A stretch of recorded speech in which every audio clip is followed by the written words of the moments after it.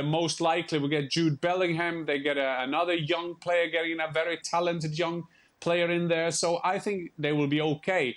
But it was frightening, really, to see how kind of Pep Guardiola tactically took them apart with his strategy. Craig was talking about Vinicius against Kyle Walker. I mean, Walker looked like the fastest man I've seen since Usain Bolt. He looked unbelievable.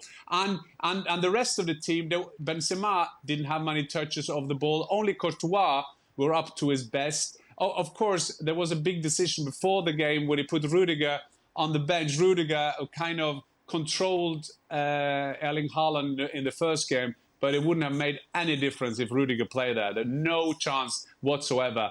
On the day, Real Madrid they were not even second best, they were third best in that game. So the Spanish press have talked this week about there being meetings between Florentino Perez and Carlo Ancelotti about what's next. So the veteran players that were just mentioned, Benzema, Modric, Kroos, one more year for them. Then looking at who's coming in. Are they going to get the Jude Bellinghams that they want? Do they get a striker that they're saying in the Spanish press they need 35-goal striker across the whole season? Obviously not in just the league, across all competitions.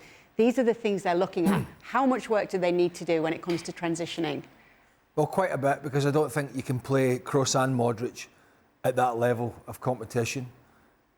I look at the front three as well, and Benzema didn't have many touches, but the ones he had were pretty awful for him, passing the ball out of the park when it was a 5-yard pass. And I look at the tactics. When you have a team as dominant as Man City in the middle of the park, and you have two guys in their mid-30s in the middle of the park, Modric is older than that, who don't have the legs, how can you leave Rodrigo and Vinicius Jr. to stand up there with Benzema as a three? And I've heard it all along. Well, Vinicius Jr., he doesn't really track back and he cheats a little bit, and when the transition happens, he's free. No. You cannot not track back and help out that midfield and your fullbacks on a regular basis for 90 minutes when you're playing a team as good as Man City.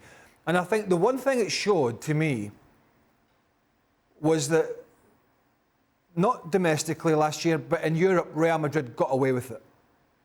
They got away with it. Because you look at the stats in this game and then troll back to last year. Look at the stats for the PSG game. Look at the stats, certainly in this, maybe not so much the Chelsea game. Look at the stats for the City game last year for two legs. Look at the stats in the final when Liverpool played them. Courtois was having to make those saves that he was making in this game, but still never saved them.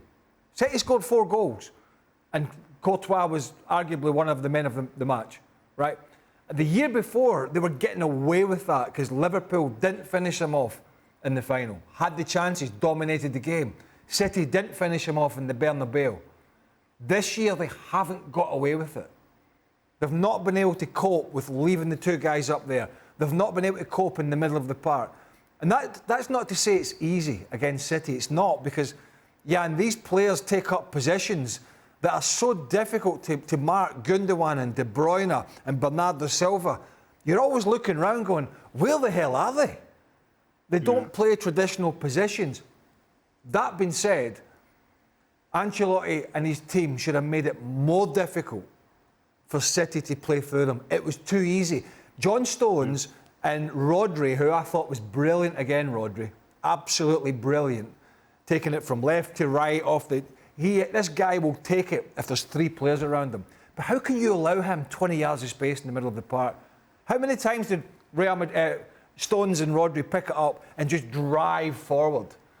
And so there was things that Ancelotti and his team could have done to make it a more difficult game. I don't think it would have altered the outcome, but it would not have been the embarrassment that it turned out to be. A lot of thinking to do for next season for Florentino Perez and Carlo Ancelotti, but we will keep an eye on all of it on ESPN FC, where we always talk about La Liga and the likes of Real Madrid on a daily basis. Make sure to always join us every single day.